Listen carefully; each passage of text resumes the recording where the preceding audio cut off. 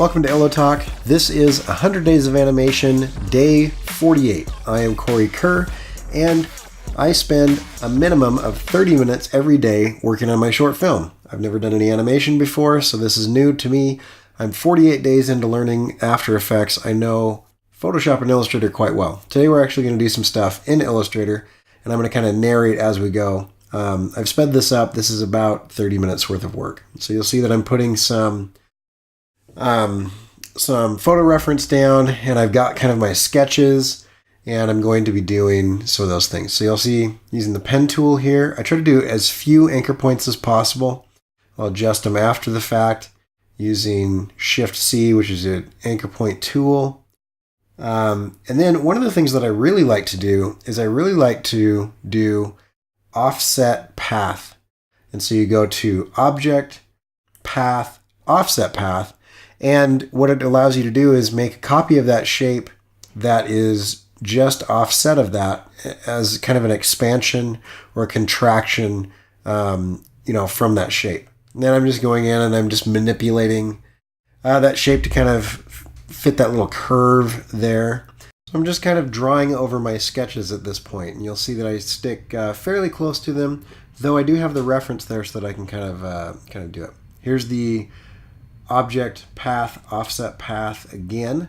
I'm going to create that shape, and then I'm going to delete a bunch of these anchor points and then move them outside, because what I'm planning on doing is I'm going to use a mask.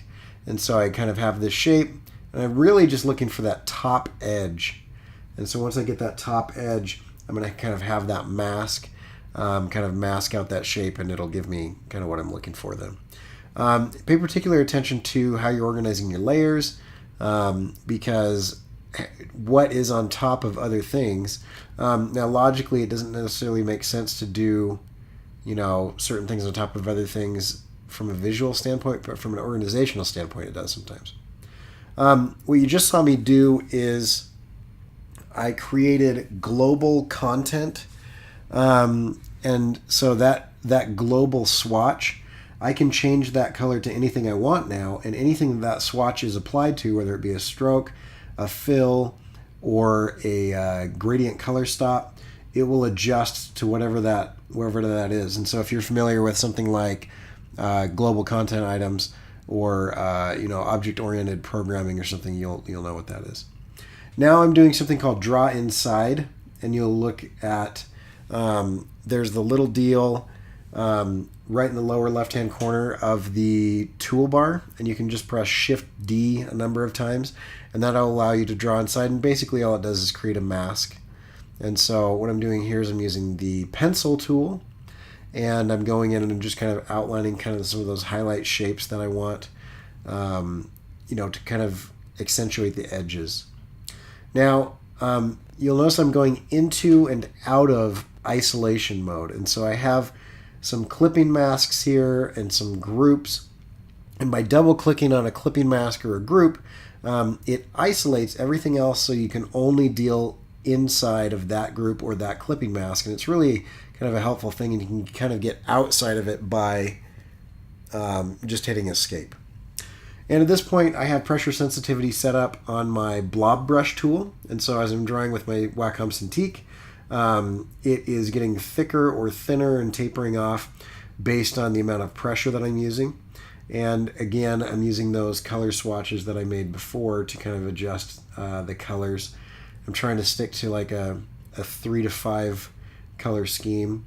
And when I don't like that stuff, I just delete it and do it again. And it makes more sense in this situation to use the pen tool, because that's kind of a sharper edge.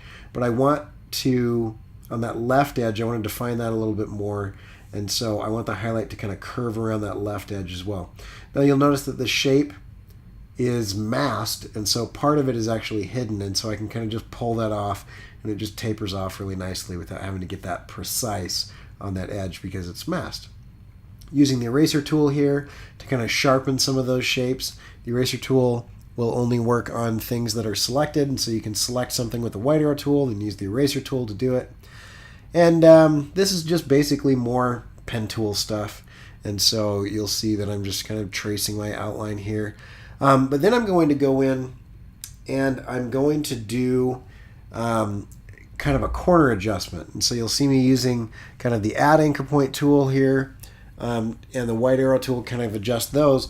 But then you can select a single anchor point and you can adjust the little corner adjustment to kind of round off those corners so they're not so sharp. Most things in nature are not like totally sharp to the point where, you know, it's a razor's edge. So they're a little rounder, even on spikes and things like that. And again, here you'll see me add kind of anchor points and kind of do little adjustments on the handlebars to kind of get those curves right. And then I'm going to come in and I'm just going to take a look at, you know, kind of the form of that, because my sketch didn't make any sense down in the mouth area. I wasn't sure exactly what was going on. Pencil tool again, and then I'm going to connect the pen tool shape and the pencil tool shape by pressing Command J and Command Alt J. That kind of gets the anchor points in the right spot, and then it puts them so that they close off those paths. And it's another one shape. More pencil tool to kind of draw kind of the hair, and I'm overlapping at this point. And you'll notice that I'm overlapping for a couple reasons. One is these are all going to be solid, and so they can't overlap, and it's fine. The other is I need them to overlap because I'm making these as parts to an animation. And so I need a little give and leeway to kind of cover some of those joints. Using contrast here underneath the hood and on top of the nose to kind of do that. And then one thing in animation that I've learned is if you've already made it, don't remake it. And so I've already made these eyes. I just need to get them on the right layer. And I don't need to remake them. Now I might go in and adjust them, but I'm not going to remake those eyes because I've already made them, right? And I want these two beetles, even though they're different, to kind of have some continuity within each other. And so you'll kind of see that too. But that is basically that. That's it for today. I know I didn't finish it, but I was super busy and I've got to get some stuff done and go to sleep. So there's my 30 minutes for the day. I'll finish this illustration later. I do want to say that I love this microphone. It is the Razer Siren or Siren. I'm not sure exactly how they say it, but I can show you. It's right here, and it is awesome. There's like a mute button.